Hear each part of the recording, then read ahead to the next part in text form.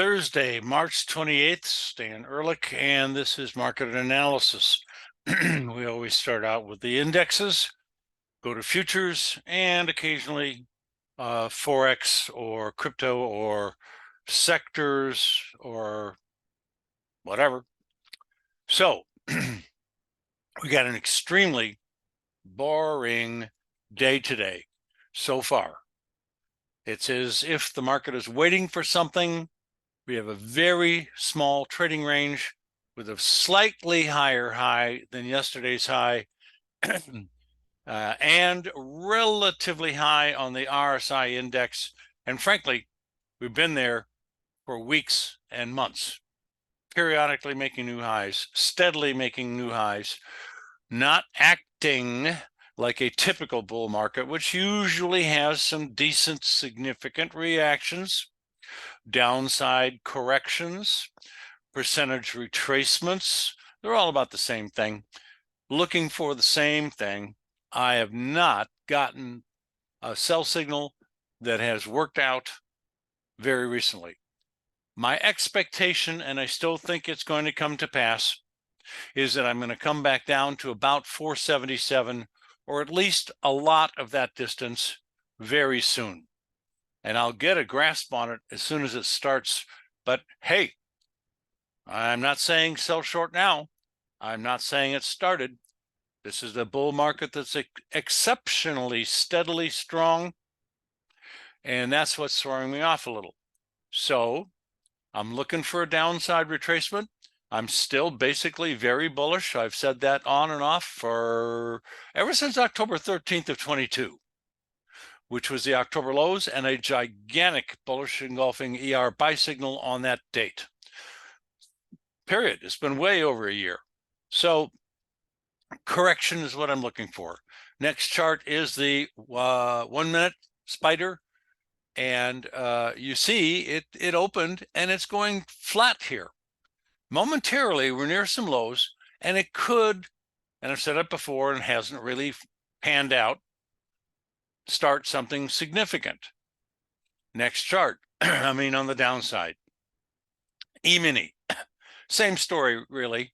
We're down just a couple of ticks, basically unchanged, but we did get just a tiny bit above the high of yesterday, which makes it possible to have one of my favorite bearish price action signals, which is a bearish engulfing.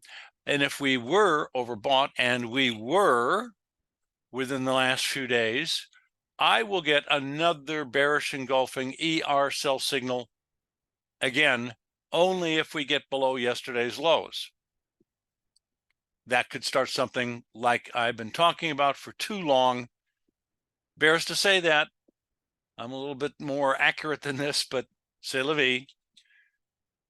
1 minute chart on the E-mini, you can see it's starting to dip a little bit, now slightly lower on the day. Again, waiting for a significant reversal here that's going to pan out and work well. Our previous short position, you can see the trades here on this 1 minute chart from a couple of days ago's bearish engulfing sell signal. I like the looks of it. It didn't work. We had one or two minor losses, and we're flat for the moment and higher than where we got out of our last short. So at least we're out. Now, the QQQ inside doji trading range, no higher, no lower than yesterday, but same story. This is losing slowly upside momentum on a longer term basis, and the downside correction, I think, for the QQQ is going to come down to about 412, maybe even lower. Next is the short-term QQQ 5 minute, and we're about to make it looks like new lows for the day. But again, it didn't get higher than yesterday. We're not going to have any particular common reversal. Next is the NASDAQ futures. Doji inside day, as you might expect, a little lower at the moment, 36, and we'll see what happens. I'm waiting for some definitive downside breakouts and some confirmation that some sort of a short-term top is, past tense slightly, in place. This could end up being a double top. Next, the 5 minute on the NASDAQ futures, yeah, minor new lows a few minutes ago, but you know, it's just stair-stepping its way down very slowly here. Not particularly what I was looking for. Something a lot more dramatic to start this correction, which would last probably 2-4 weeks. Next is the Russell. We have a new high for the whole trend today, not by a lot, but a little. And we're still up on the day a little, but not quite overbought. Very, very close. Now, if we have a bearish engulfing, I'm going to like it a lot, but I'm not really going to get a lot of sell signals out of this, just a few. Next, we've got the Russell 1-minute chart. There's your new highs. Not a reversal yet. Don't jump the gun. Now, I would recommend not going long, buying a new long position at these levels under these conditions. I don't like that at all. Next, bond futures. We made a minor new high. We're still in this downward slanting channel, and downward slanting channels or downward slanting patterns in general usually end up being bullish. What you see here is some sort of a correction in a longer-term bull market, in my opinion.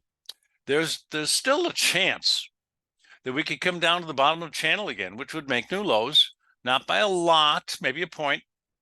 So I can't rule that out. Right now, not overbought, no reversals, near the high of the channel, which is a resistance bear trend line. We'll see what happens next. Now, the 10-year notes are very much in the same situation, except they have the possibility of a double bottom here. But we need to start closing above 112 and a few ticks in order to break out of that. And if that does happen, then we're going to see a challenge of the highest highs and maybe new highs for the longer term trend. But again, I'll try to get a grasp on when it's really starting. It may have past tense and I didn't know it, but I did comment about it being oversold on the low day and at the bottom of a support area. Now, that's not a buy signal. It's reasons for it to start to rally, but no signal. Now, 10-year notes on a 5-minute basis, kind of sideways today, not too much happening, but hanging in there around or slightly above support. Crude oil, coming close to previous highs, but smack dab at the top of a resistance area and relatively close, not that close actually, to overbought. But the point is, it was overbought a few days ago at the same levels. So we could double top out here at resistance. Keep a close eye on this for a possible turn down. Otherwise, the trend is reasonably strong. And if I don't get that turn down right away, we'll probably see new highs and a breakout to the upside and then more of a rally. But I'm not calling that at the moment. We've got the heating oil. Big sideways trading range since last fall. Currently, RSI is nowhere at 40. I call 40 to 60 kind of nowhere, around 50. But once you get around 70, especially above 75, you're overbought. And when you get down below 30, especially below my 25 oversold level, you're oversold. And those conditions do indicate the likelihood of a turn with some other filters. So heating oil, kind of neutral at the moment. We'll see what happens. Natural gas, new low for the trend. I called it yesterday, and a new low close. So that's a downside breakout and a perpetuation of this bear market. So I'm looking for lower levels. I would stay short if you're short. I don't think it's very too late, a little, excuse me, for new shorts, but the risk is relatively low. Now, gold coming right back up again today, right near that high that I talked about in some detail a few days ago. You have a divergence top still, but it's being challenged, where you have new highs in price over a couple of weeks, but not in the indicator. And we may even have a double divergence if we can pop into new highs a little bit and then start to sink back down. We're not overbought now. We were twice before. I think gold is in the process of topping out. I've got to wait for a signal. Next is silver. We popped up somewhat today. We picked the top of the market with a bearish engulf and ER sell signal on March 21st. Great short sale. If you are still in the position, we have a tiny loss at the moment, but our stop is close by at about 25.09 or so. And we did not get stopped out. We are still short, and I am hoping, looking for, expecting a turn down right away. So I'm not hopefully going to get punched out. It will be a small loss. Unless we start to make new lows, then that stop will probably come down to start to lock in a profit. Next chart is platinum. Little rally today. We are bouncing off of nicely so far, but it's only been today, off of support area, which held periodically since January. And even some evidence that it's still working now since last October and November. So pretty profound support area is looking like it's working again. So I'm expecting a rally back up to 957, maybe 966-ish. And who knows, could go further than that. Let's see what happens when we get there. High grade copper, little bounce today, slightly higher in a support area. The low is higher than yesterday's low.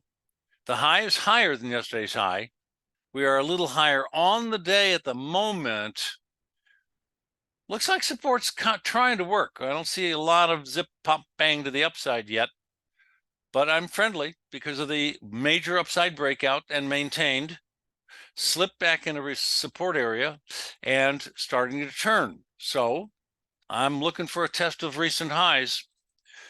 Soybeans made a minor new low for a couple, 3 weeks today. Didn't stay there. It actually bounced off the top of a support area very accurately. I'm trying very much so to justify the beginning of a bull move in the grain complex, but there's not enough here for any intermediate to long-term bullish opinion that I could support technically. Now, yeah, we've got some lows a few weeks ago and a month and a half, whatever, but there's still so many problems above these grain markets, resistance levels, trend lines, etc., that I can't really justify a long-term bull move in grain at this point. And the same thing goes for beans. So I'm looking for neutral to lower levels, and soybean oil comes out the same way. Frankly, expecting it to test the lows that we made back in May, June of this last year, previous year. Next year chart, we're looking at soybean meal. And if it does make new lows for the last month or two, it's going to drop probably a lot. Meal does have a big support level. It's bounced off of a couple of times before. So I need to see how it's going to handle that. Right now, we have a new low for a week or so, and it's pulling out down from a resistance area. Okay, let's see what happens when it comes down to 325-ish, which is support. Corn, a little surprised today, a sharp rally. I didn't expect that, but support does pop, cause rallies, and it's just a lot in one day, up 15 cents momentarily. And that's not that close to the high, but not too bad. 442-ish, and another nickel or so higher is the high of the day, which, interestingly enough, is a new high since the middle of last month. So that's about 5 weeks, but it didn't stay there. It jabbed up there close to some resistance, and it's pulled back some. In order to maintain a bullish, modestly friendly, I should say, outlook for a little bit, I need to close above these recent highs in the last couple of weeks, and that is not, at the moment, looking very likely. So this could be a little spike top that's a failure. Let's see what happens. I'm not going to express an immediate opinion on the corn. And it's going to be the same thing for wheat. Now, I realized that wheat had a double buy signal at the bottom of the move down. And that was the first one on March 8th. And then that was a Friday, and then Monday on the 11th. March 11th is the low of the whole trend so far. We did get buy signals, we did get long, and we did get stopped out a couple of days ago with some profits. So I'm flat momentarily, looking for new entry signals. My intermediate to longer term opinion has to basically be bearish because we haven't got any trend changing longer term type of price action yet. But a double buy signal is interesting. Not that it's twice as powerful or twice as strong or twice as likely to work. There just happen to be two of them back to back. The big problem, of course, is the resistance area above the market. And if we start closing above 650, and I know that's 90 cents a lot away from here, that changes the longer term picture. And when I mean longer term, I mean we're talking about $7, $8, $9 and stuff like that. So some interesting things happening, but I can't come to any significant intermediate longer term bull conclusions in the grains as yet. Let's look at the wheat 1 minute chart. And there's that sharp little rally that made a minor new high. So got to get back up there, stay there, and close up there soon in order to look a little bit more friendly. Otherwise, that's just a shakeout of buy stops, a washout of buy stops. In the hogs, we came down, cattle came down quite a bit last couple of days, but my longer term slow moving stop automatic yellow dotted line, the STS, to show you can stay with trades on a longer term basis, but you have to allow for larger technical corrections. We may have just skirted getting stopped out of this one. So we have a little bit of a new high for a day and a half or so, and we're near the high of the day. Let's try to get above this resistance level, and then the next one is going to perpetuate the longer term trend almost assuredly, and we'll be close to making new highs for a long time frame if that all develops properly, which the long-term trend is up. We're looking pretty good. You can see some whoppers of buy signals and some huge trades on the upside and some losses as well. But the green dotted lines are profitable trades like the one we're still in right now. And the red ones are losing trades, but luckily they're a little bit smaller and shorter. Let's look at the hogs. Here we go. The head and shoulder bottom formation, I have to say, is now dead. That is not breaking out like it looked like it was trying to at the end of last week and on Monday. But I'm deleting the neckline and the downside objective and removing the commentary about the perfect symmetry, which we did have. There was 16 days from this high to the top of the formation and exactly 16 days to what should have been, could have been, and now it looks like it's not the last shoulder high. This is just too much sideways and too much strength. So I'm now abandoning the possible head and shoulder top that never did break out. So, and that happens once in a while. I'm back to the beginning. Support is held. We're now rallying. Looks like we're going to try to push through this last potential shoulder and get back to a major resistance area. We'll see what happens then. We're not overbought yet, so we got elbow room to the upside. Next chart is going to be one of those ice charts. So now I'm going to switch over to my other trading platform, TradeStation. RBOB is on the ICE exchange, and we're having trouble with data feed on that for a couple of weeks now. But I've got TradeStation. It is getting the data feed, and the charts are basically the same. So we've got K, May, unleaded gas, RBOB up today. Not much to grasp onto. Neutral RSI. Trend is higher. I got to go with the trend if I don't have any bearish significant reasons to do otherwise. So let's see it challenge 2.7 and maybe make new highs. And that could happen very soon. In the cocoa, screaming bull market, unbelievable blow off type of activity in the last couple of days. Interesting. We rallied almost this time to new highs and now are lower on the day. Any time now, because of our extreme overbought condition, we could have a whopping big down move, and it may come as a whopping big surprise, all of a sudden type thing. So we're set up for a bearish engulfing ER sell signal, but it's not happening yet. I need to have a bearish engulfing candlestick. I've got the overbought condition, so I'm waiting for the reversal. Next is the coffee.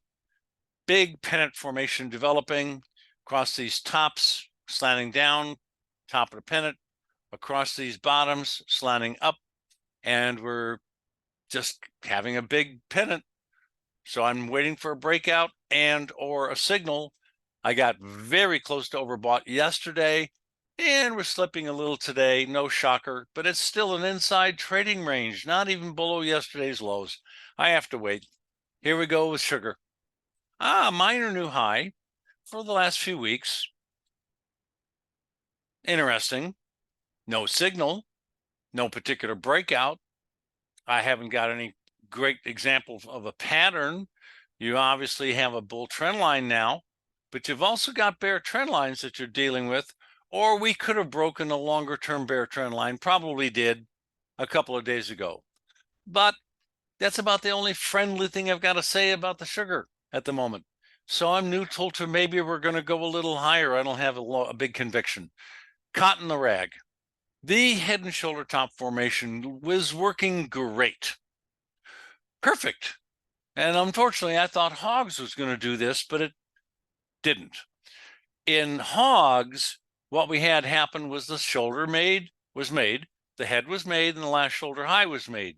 It did go down in hogs, and this is cotton, but in hogs, we came down to the neckline, and it didn't break it. It tried to. Here it is broken. It rallied back to it and then progressed lower. Perfect. No problem so far. In hogs, you bounced off of this trend line, which is the neckline, and it went up even more after that. So hogs are up here at the moment if this is the hog chart. But it's cotton and it's working great. Yesterday we had a new low. We're now close to almost unchanged. I'm expecting new lows very soon. The minimum downside objective is 82.90. Call it 83. Let's see what happens on its way down. OJ, pennant formation, sideways trading range. We've had really good luck with this. We have a bearish engulfing on October 31st that worked great for a few days. Top of the market, overbought, pulled itself down. Last shoulder high did work in the head and shoulder top across the lows for the neckline, and boom, it went down to approximately, almost exactly, its minimum downside objective. Bullish engulfing at the bottom, turned up, and again a bearish engulfing ER sell signal at the top of the rally. And so far, only a few days down and a big pennant. Well, we're back to RBOB. You have a great trading day. Stan Ehrlich, thank you very much. Signing off.